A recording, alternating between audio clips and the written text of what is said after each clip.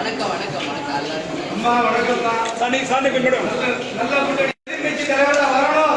அவர் 2016 எதிர்கட்சி தலைவர், 2026 நீங்க தான் எதிர்கட்சி தலைவர். கன்னியாகுமரியில் என்னுடைய பிரச்சாரத்தை முடிச்சுட்டு 3ஆம் தேதி சென்னைக்கு சென்று நிச்சயமாக உரிய நேரத்தில் உங்களுக்கு நாங்கள் அறிவிப்போம். அதிகாரப்பூர்வமான அறிவிப்பு தலைமை கழகத்திலிருந்து வரும். உரிய நேரத்தில் நாங்கள் யாருடன் கூட்டணி என்பதை உங்களுக்கு அதிகாரப்பூர்வமாக அறிவிப்போம் என்பதை தெரிவிச்சுக்கிறோம்.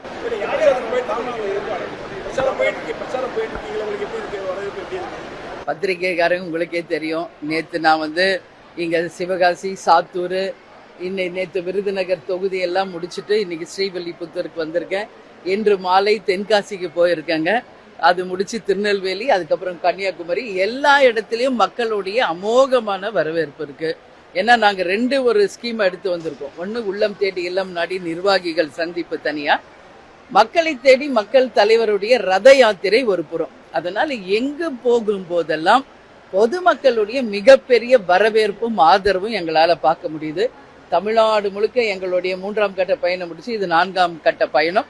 கன்னியாகுமரியில் இந்த பயணத்தை இறுதி செய்கிறோம். February 3 நான் சென்னைக்கு திரும்ப இருக்கிறேன். அதாங்க இப்ப எதுவுமே நம்ம சொல்ல முடியாது. ஏன்னா இல்ல அதுதான் சொல்றேன். இப்போ நம்மளுக்கு முதல்ல கூட்டணி முடிவாகணும், நம்பர் முடிவாகணும், தொகுதிகள் முடிவாகணும், அப்புறம் தான் யார் வேட்பாளர் எந்த தொகுதி என்பதை அறிவிக்க முடியும். எதுக்கு அதாங்க இப்ப எதுவுமே நான் சொல்ல முடியாதுன்ற. அதுதான் இப்ப நான் ஏன்னா எந்த தொகுதி கிடைக்குதுன்னு நம்மளால இப்பயே சொல்ல முடியுமா?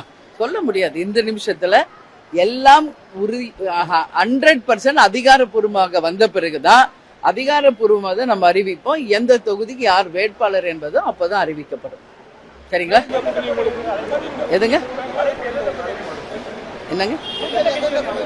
அதை ஏற்கனவே சொல்லியிருக்கேனே, தமிழ்நாட்டில் இருக்கிற அத்தனை கட்சிகளும் எங்கள் தோழமை கட்சி, மத்தியில இருப்பவர்களும் எங்கள் தோழமை கட்சி தான்.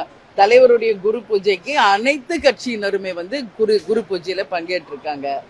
அதனால எல்லாருமே நட்போடு தான் இருக்காங்க. ஆனா கூட்டணி என்பது யாரோடு என்பதை எங்கள் மாவட்ட கழக செயலாளர்கள், எங்கள் கழக நிர்வாகிகள், தொண்டர்கள் யாருக்கு விரும்புறாங்களோ நிச்சயம் அவங்களோட தான் கூட்டணி இருக்கும். அதை உரிய நேரத்தில் உங்களுக்கு நாங்கள் அறிவிக்கிறோம்.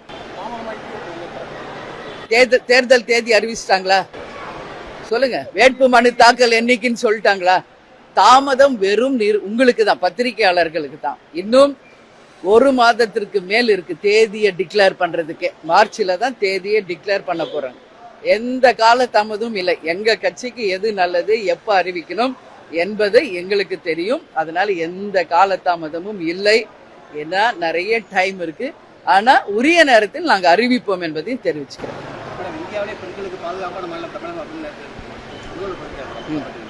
அது அவருடைய கருத்தை நீங்க அவர்கிட்ட தான் கேட்கணும். அப்படி நான் தாங்க எல்லா இடத்துலயும் சொல்லிட்டு வரேன். சட்டம் ஒழுங்கு கேள்விக்குறி, இன்னைக்கு பல கோரிக்கைகள் நிறைவேறாமையும் இருக்கு.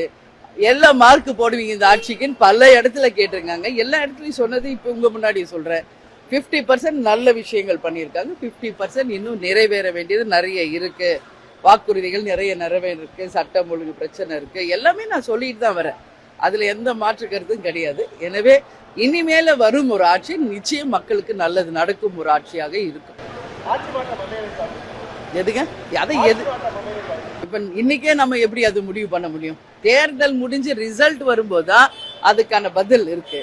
அது இப்பயே நான் சொல்லணும்னா அது ஏதோ ஒரு விஷயமா இல்லாம நான் பதில் சொல்ற மாதிரி இருக்கும். அந்த மாதிரி ஏசி எங்களுக்கு எப்பவுமே நான் பதில் சொல்றது கிடையாது. எல்லாமே ஆதாரப்பூர்வத்தோட உங்களுக்கு அறிவிக்கும். நன்றி நன்றி நன்றி. வணக்கம்.